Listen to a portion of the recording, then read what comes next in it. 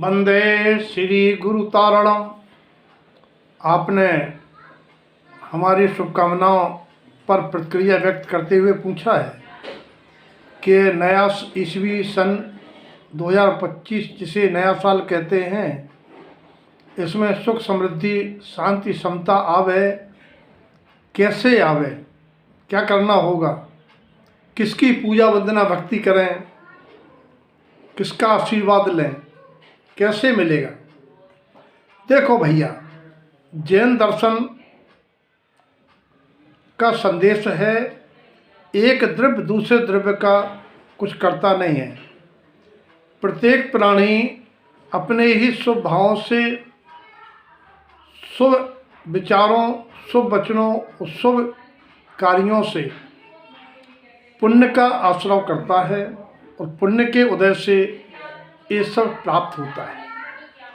लेकिन मोक्ष मार्गी जीव इस पुण्योदय को, इस भौतिक सुख समृद्धि को भी उपादेय नहीं मानता है, क्योंकि इसे भी मेहमान मानता है, क्षणभंगुर मानता है, कर्माधीन पल में मिला जाने वाला मानता है। उसकी प्रधानता तो सम्यक्त की होती है और चारों अनुयोगों द्वारा अपने सम्यक्त और मुक्ति के पुरुषार्थ जागृत करने की अवकाश प्रत्येक चेतन में है। ऐसा अनुभव करके अपने अवकाश को जागृत करता है। गुरुदेव ने श्री भाई खपने मामल पहाड़ ग्रंथ की फूलना 160 में कहा है, अवकाश के लिए, पुरुषार्थ के लिए, जिन स्वयं स्वयं जिन हो। तुम स्वयं जिन परमात्मा हो, तो स्वयं भगवान हो। और सो जी हूँ, जैसा जिन परमात्मा ज्ञों को देख के स्वभाव का आशा लेते हैं, ऐसे ही तुम्हें सबसे पहले तो ज्ञों के स्वभाव को और अपने स्वभाव को भिन्न भिन्न जैसे का तैसा स्वीकार करके ज्ञेय को मात्र ज्ञेय और गायक आत्मा को उपादेय मान के साक्षी भाव से रहना है। और तुम्हारा यथार्थ सिद्धांत ही तुम्हारा सम्यक्त का कारण बनेगा। और 2025 की बात है तो 25 शब्द से 3 बातें याद रखना है। 25 गुण उपाध्याय परमेष्टि के होते हैं, उसके तुम्हें निर्णय करना है कि 11-1-14 पूर्व कहें द्वादशंग जिनवाणी की श्रद्धान करना है। जिन वैनम सिद्धनम से जन्य मिथ्या भाव, पदार्थों के प्रति विपरीत मानताएं, धारणाएं, नजरिया मिटाना है। और सम्यक्ताचरण चारित्र में जीवन जीना है।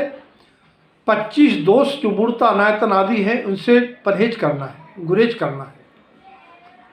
और सांप्रदायिक आश्रय की क्रियाओं में, 25 क्रियाओं में सम्यक्त की क्रिया छोड़ के शेष क्रियाओं से बचना है,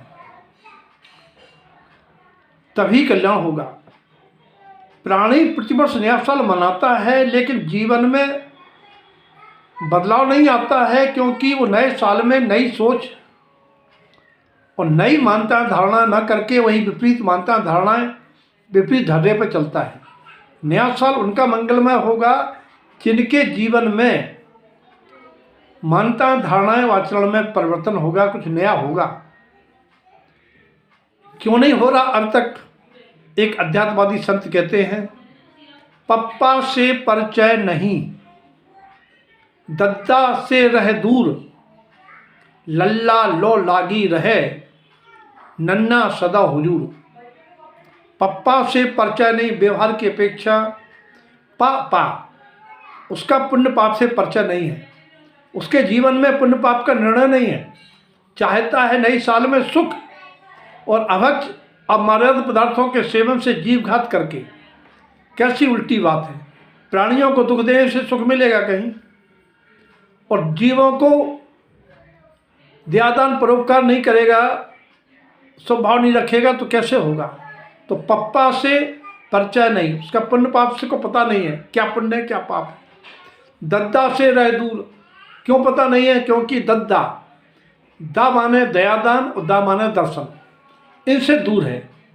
आत्म दर्शन करता नहीं, प्रपंचों में रमा रहता है। लल्ला लो लागी रहे, लोभ लालच और लोग एवं लड़ाई यानी हिंसा नंदी रोग ध्यान, इनसे उसकी लौलीनता है।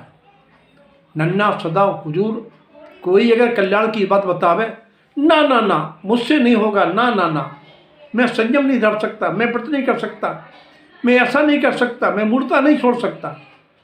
और नन्ना बनना चाहता है कि लोग हमें महत्व दें, प्रदर्शन करेगा, मत का दिखावा करेगा और ऐसी बातें करेगा, ऐसा संग रहेगा, चापलूसी करेगा, वक्रता करेगा कि लोग हमसे नन्ना कहें, हमें महत्व दें। इस कारण से जीव नया साल कहता तो है लेकिन नया कुछ नहीं करता, बदलाव नहीं लाता है। अगर आप लोग अपने जीवन में अपनी विपरीत मान्यता धारणाएं और विपरीत आचरण में बदलाव लाएं, शुभ भाव में बढ़तें, जगत के जीवों को अपनी आत्मा सा देखें, तो निश्चित है आपका नया साल आपके जीवन में बदलाव लाएगा। बोले कैसे लाएगा? सुना है कि बड़ा खराब है। अभी सुना था 31 दिसंबर मृत्यु का दिन है। देखो भैया, आयु कर्म के रहते कोई मानने वाला नहीं है, वो आयु कर्म क्षय होते कोई बचाने वाला नहीं है। इन सब प्रपंचों में नहीं रहो, तुम तो वर्तमान में जियो और शुभ भाव में रहो। जितना हो सके परोपकार, दया, दान, संयम पथ पर चलो। नया साल मंगलमय होगा।